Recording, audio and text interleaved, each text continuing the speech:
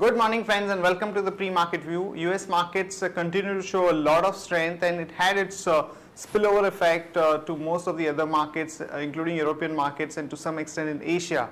And the key drivers for this rally in the US markets is the extremely encouraging data points which are coming out, be it on the form of job creation or some of the other important economic data on the retail sales, the housing sector, so on and so forth. And the other important part of this job creation which is undergoing is that most of the sectors in US are contributing to the job creation, particularly the professional services and construction are the key drivers, and except public sector, most of the other sectors are contributing to the revival in the economy, which is definitely quite positive and which is leading to the rally across the global markets. European markets were also about 1 to 2% up, but an important negative for the European market is that the credit rating agency Fitch has downgraded the sovereign credit rating for Italy by one notch, mainly because of the political uncertainty.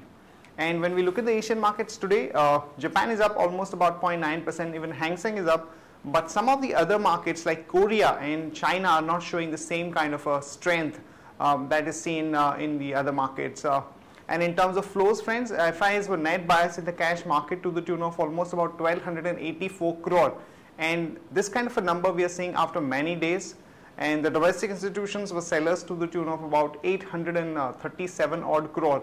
And in the index futures, the FIs were net buyers to the tune of about 540 crore. Our markets also on Friday continued to show a lot of strength. And we have seen that almost about 70% of the index fall has been recovered over the past about 4 to 5 sessions, which is quite heartening, and we've also seen some inflows coming back into our markets. On that note, let me invite Sadhana to take us through important F&O cues, data and strategies that we can have in the F&O space. Good morning friends, let's have a view on derivatives. For 4 continuous trading sessions, if we have seen markets are trading with positive bias. And on Friday session, if we see marginal decrease in the cost of carry and around 50,000 shares were reduced in open interest, indicating marginal long positions were squared off on Friday session.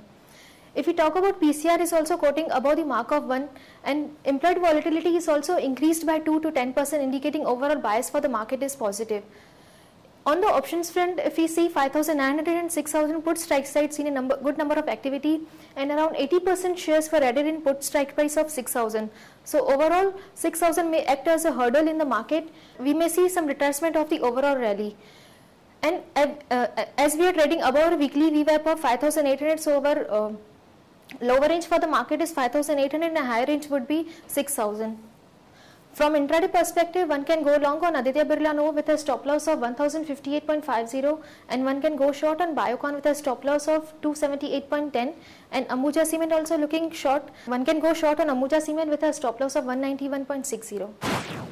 Here are the important news and events that we are tracking today. First of all, some important data points to watch out for this week. The factory output data or the IIP is likely to be out on 12th of March, and WPI inflation data is going to be out on 14th of March. Remember friends, as we have an important RBI policy meet coming up on 19th of March, these data will play an important role in terms of what kind of expectation setting we will have for that meet, where a large section of the market is believing that we could have a combination of a rate cut of 25 basis points and a CRR cut to uplift the market sentiment and improve the liquidity situation in the country.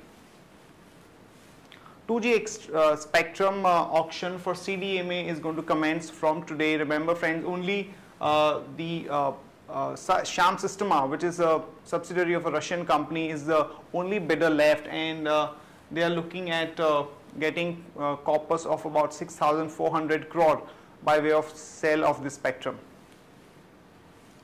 In another news update, some negative news for L&T, as the World Bank has barred L&T from doing any business with it or through projects which are funded by World Bank, because one of its officials did some fraud, and L&T has come out with a clarification that this is not going to have any material impact on their operations, but you can expect some negative reaction on the back of this development, as the stock L&T has run up quite sharply over the past about 3 to 4 days.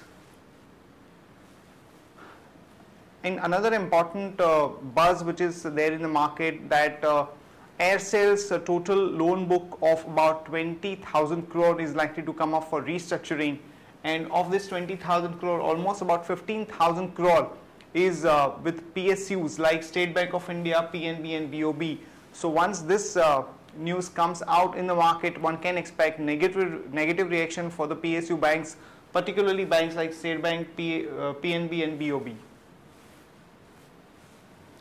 For GMR Infra, some more projects are actually in the pipeline for deleveraging exercise, which is underway right now, and the one which they are looking at doing right now is a project called Kamalanga Power Project, which has a 600 megawatts of capacity, and on the back of that, one can go long on GMR Infra with a stop loss of 19 and a target of about 21.